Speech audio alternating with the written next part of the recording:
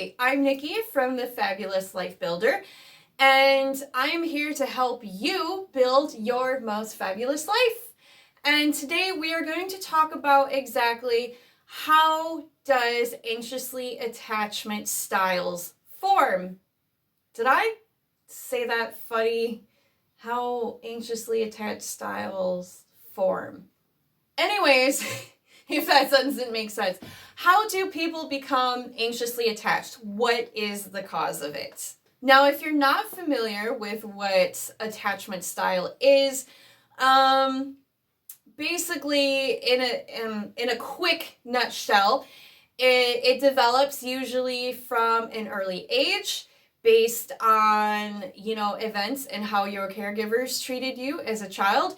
And it is the filter of how you see the world, how you think, and how you interact with the world, basically. It's like rose tinted glasses, but not exactly that they're rose tinted, based on if you have a secure attachment style or not.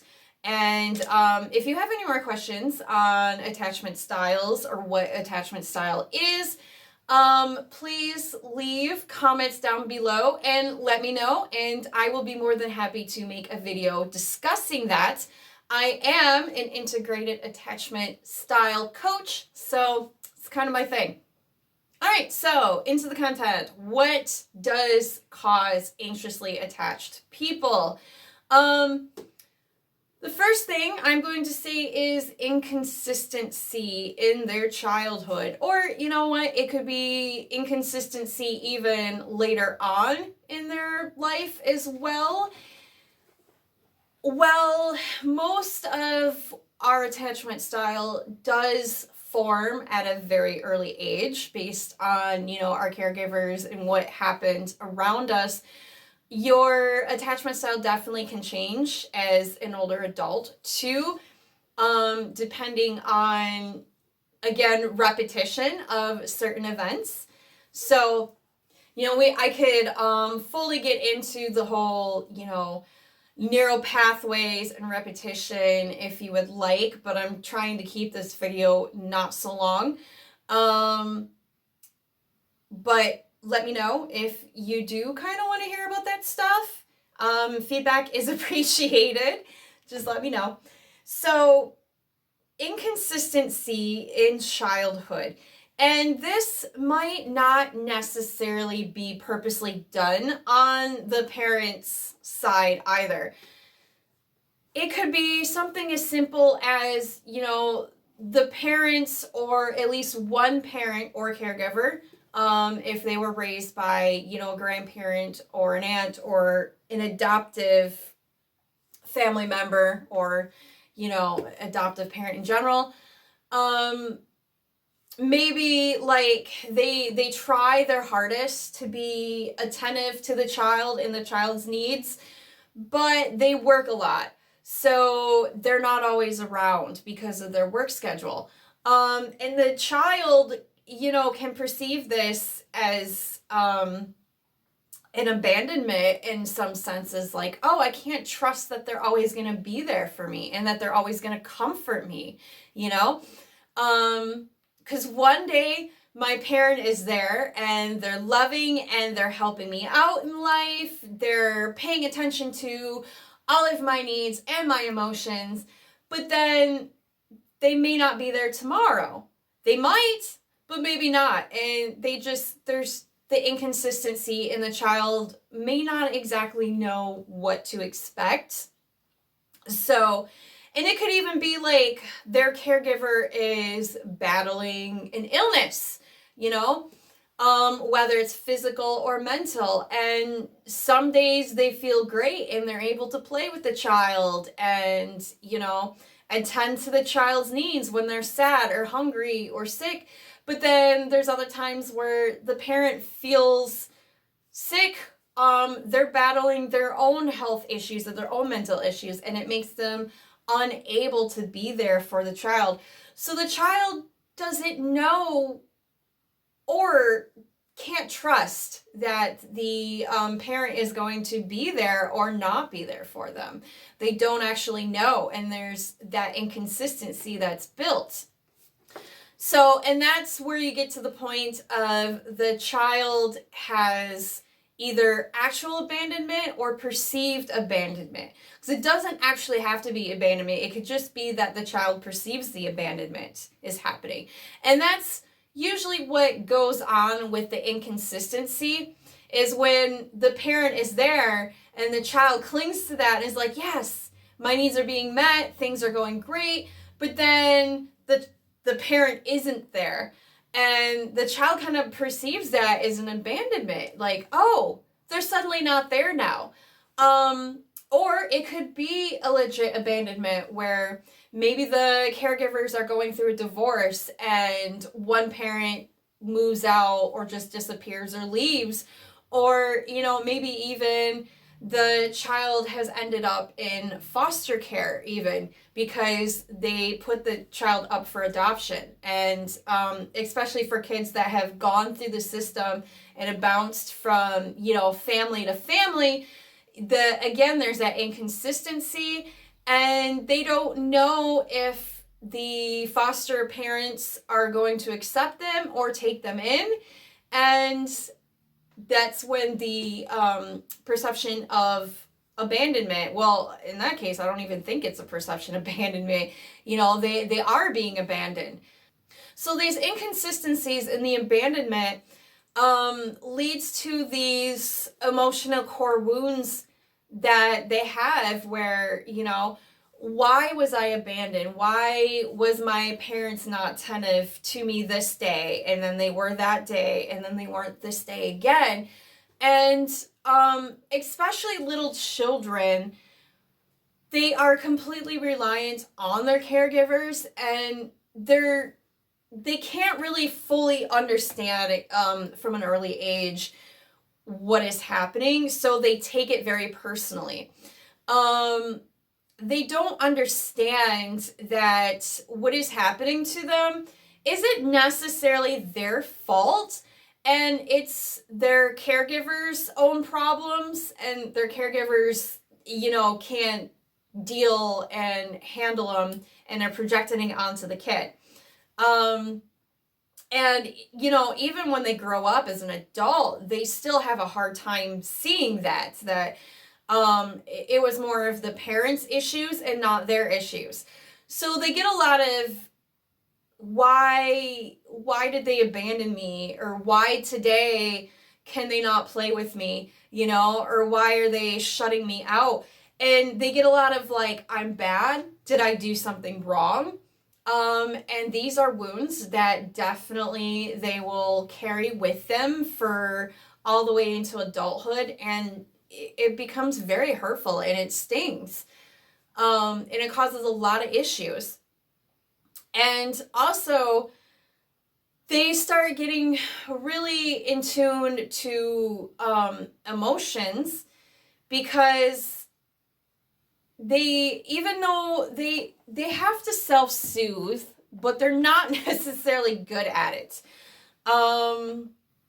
But they do know what they're feeling. They are very aware, like they feel hurt, and they feel the abandonment and the pain from that.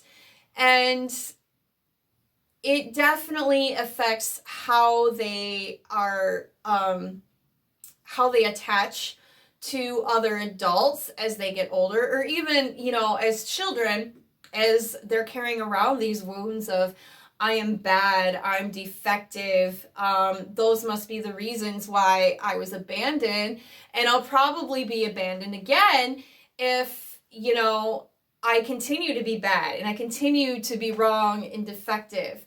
It's a very, very painful, wound to be carrying around, especially through your whole life, and that's the lens that they look through. They have to become very in tune to the emotional state of their caregivers, in hopes that, their needs can be taken care of, and that their caregivers will stay around.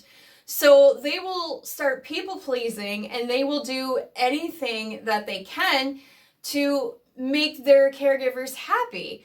And if their caregivers are happy, or if everything seems to be good, then they feel safe and they feel, that they're good and that they're no longer bad people and that they won't be abandoned necessarily, at least for today or at that moment. And I think because they are very in tune to their caregivers on how they feel and their emotions, I think that allows them to be in tune with their emotions themselves. AAs, they know what they're feeling. And a lot of times if you ask them like why you feel sad, they're very intuitive in that. They can tell you. Not all attachment styles know why they're feeling or what they're feeling, but AAs are pretty good at that.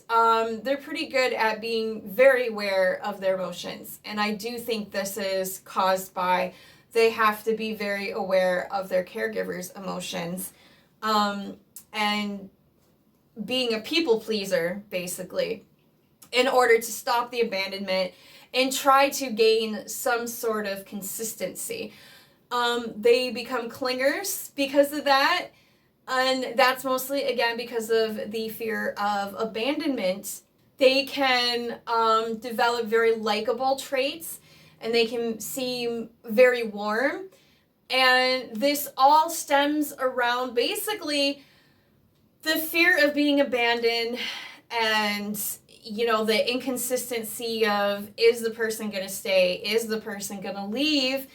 So they become strongly attuned to what their caregivers, or later in life, their partners or their friends, or even like bosses, co-workers, so that way they can feel safe. They know where they stand with that person.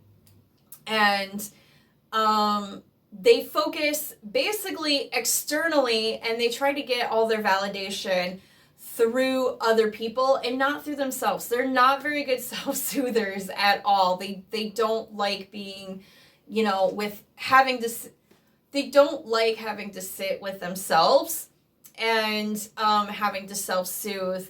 Because again, if they have to sit by themselves and self-soothe, usually they put the meaning behind that is, it's because I've been abandoned, and I've been abandoned because I was bad, I did something wrong, maybe I was defective.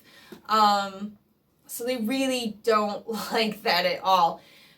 And, if this describes a lot of like what you've went through and you are an anxiously attached person, or you think you might be, you can become secure and you can, fix the pain inside that you feel about being abandoned and, being a people pleaser. And you can become securely attached and be able to sit with yourself, and be able to self-soothe and not worry so much about the inconsistencies or if you've been abandoned. Because sometimes, the people clinging to try to prevent being abandoned actually causes the abandonment, and it's a cycle that keeps repeating over and over and over again, and it hurts more and more each time. And it's really sad and painful to see. And I'm sure, for the people that are currently experiencing it right now, it's very hurtful to have to experience all that repeatedly over again. So if you have any of these issues, you can always, leave comments asking me questions, or you can hit me up on Instagram at The Fabulous Life Builder. I do one-on-one coaching to help you build your most fabulous life through integrated attachment style training and help you become a secure person. So I can help you heal these abandonment issues and, feeling that you are bad inside, because I guarantee you probably weren't, and it wasn't your fault that your caregivers might have been inconsistent and abandoned you. And I also like the comments too here on Facebook, if you leave them. It helps me know, what other subjects you would like to hear about or what you have any questions on. and I can certainly do my best to answer them and know where to gear my future content to help you guys out, because I want to help you build your fabulous life. So, hit me up, and I will see you later in the next video. Bye.